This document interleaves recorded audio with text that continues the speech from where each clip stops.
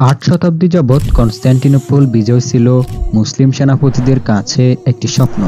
বিশিষ্ট সাহাবী মুয়াবিয়া ইবনে সুফিয়ানের যুগ থেকেই অনেকেই কনস্ট্যান্টিনোপল বিজয়ের চেষ্টা করেছিলেন, কারণ কনস্ট্যান্টিনোপল বিজয়ের ব্যাপারে স্বয়ং আল্লাহর রাসূল প্রশংসা করে গেছেন। তিনি বলেছেন, তোমরা মুসলিমরা অবশ্যই কনস্ট্যান্টিনোপল বিজয় করবে। কতই না অপূর্ব হবে সেই বিজয় সেনাপতি, কতই না অপূর্ব হবে তার সেনাবাহিনী। সেবার মুয়াবিয়া ব্যর্থ হয়েছিলেন। তবে মুসলিমদের কাছে কনস্ট্যান্টিনোপল বিজয়ের স্বপ্নের কারণ হল কনস্ট্যান্টিনোপল খ্রিস্টপূর্ব 200 সাল থেকে রোমানদের দখলে ছিল এবং এই কনস্ট্যান্টিনোপল শহর ছিল রোমান সম্রাটদের গর্ব। এরপরে রোমান সম্রাট কনস্ট্যান্টাইন কর্তৃক 330 সাল থেকেই কনস্ট্যান্টিনোপল রাজধানী হিসেবে ব্যবহৃত হয়ে আসছিল। যুগ যুগ ধরে এ শহর জয়ের স্বপ্ন ছিল পার্সিয়ান সম্রাটদের, কিন্তু তারা প্রত্যেকবারই ব্যর্থ হয়। এই শহর দখলে ব্যর্থ হবার কারণ হল সম্রাট থিওডর এই শহরের চারদিকে ভারী থিওডোসিয়ান দেওয়ালের বেষ্টনী 500 খ্রিস্টাব্দে নির্মাণ করেন। এছাড়াও এই শহরের চারদিকে ভারী জঙ্গল, পূর্বে সমুদ্রের বেষ্টনী ছিল। এছাড়া কনস্ট্যান্টিনোপলের অন্যতম নিরাপত্তা ছিল বিশাল একটি লোহার চেইন, যাকে ডাকা হতো গোল্ডেন হর্ন। যদি কেউ এ শহরে পৌঁছাতে চাইতো তবে তাকে অবশ্যই গোল্ডেন হর্ন পার হয়ে প্রবেশ করতে হতো। পরবর্তী 11 শতাব্দী যাবৎ বেশ কয়েকবার শহরটি অবরোধের সম্মুখীন হলেও 1204 সালে ক্রুসেডরের সময় ছাড়া এটি কেউ দখল করতে পারেনি।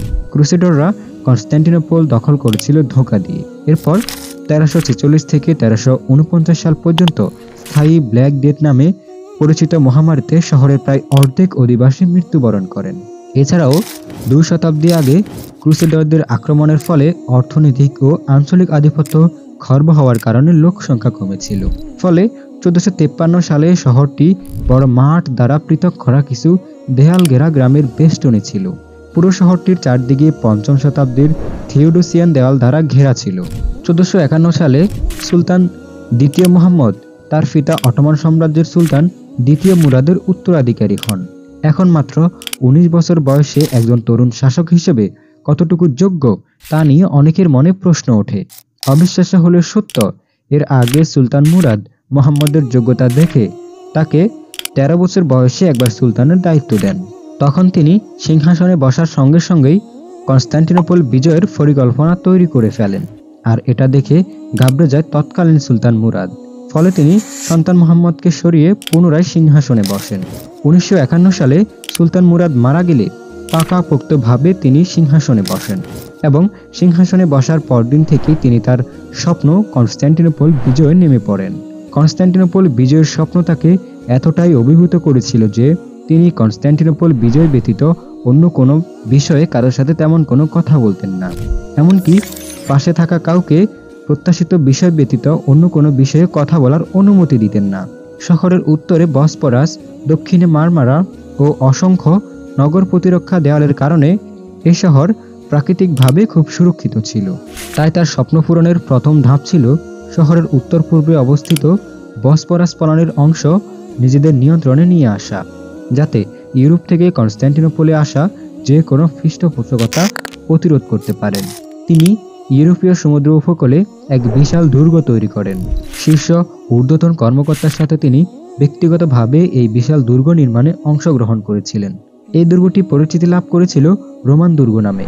আনাতোলিয়া নামে আরও একটি দুর্গ নির্মাণ করা হয়েছিল।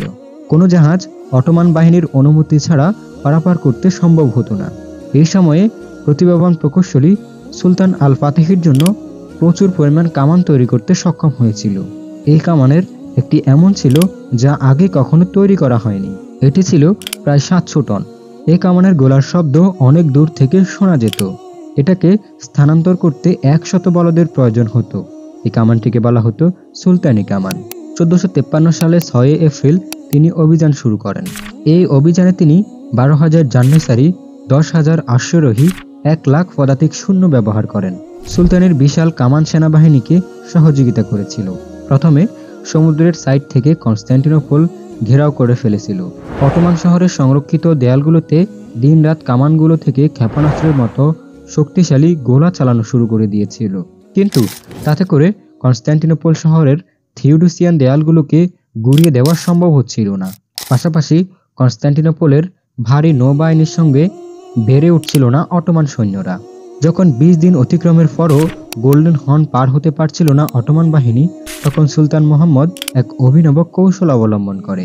তিনি গোল্ডেন হর্নের উত্তরে গালাডার রাজ্যের উপর দিয়ে চর্বি মাখানো একটি কাঠের রাস্তা তৈরির আদেশ দেন, অর্থাৎ স্থলপথে নৌকা চালানোর এক অবিশ্বাস্য ঘটনা ঘটিয়ে ফেলেন অটোমান বাহিনী। আর এভাবেই গালাডা রাজ্যের উপর দিয়ে জাহাজগুলোকে টেনে গোল্ডেন হর্ন ভেদ করে কনস্ট্যান্টিনোপল দুর্গের সামনে নিয়ে যাওয়া হয়। ফলে বাইজেন্টাইনদের মনোবল ভেঙে যায়।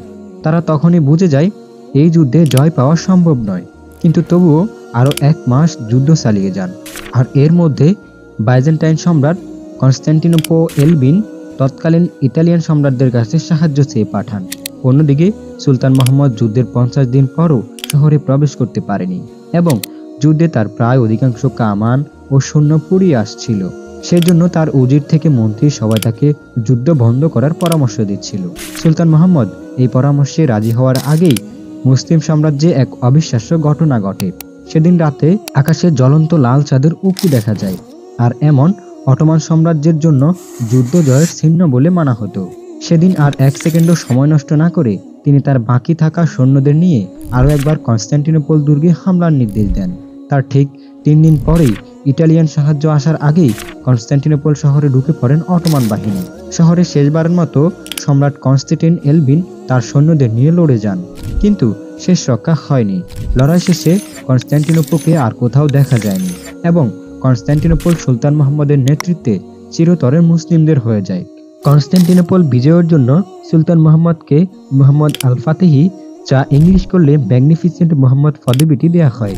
পরবর্তীতে জানা যায় সুলতান মুহাম্মদ কনস্ট্যান্টিনোপল শহরে পৌঁছানোর পর ঘোড়া থেকে নেমে প্রথমে 2 রাকাত নামাজ পড়েছিলেন। সুলতান নগরবাসীর প্রতি অত্যন্ত সহিংস ও দয়ালু ছিলেন। সুলতান নিজেই নিজের অর্থ থেকেই বিপুল সংখ্যক যুদ্ধবন্দীদের মুক্তিপণ প্রদান করেছিলেন।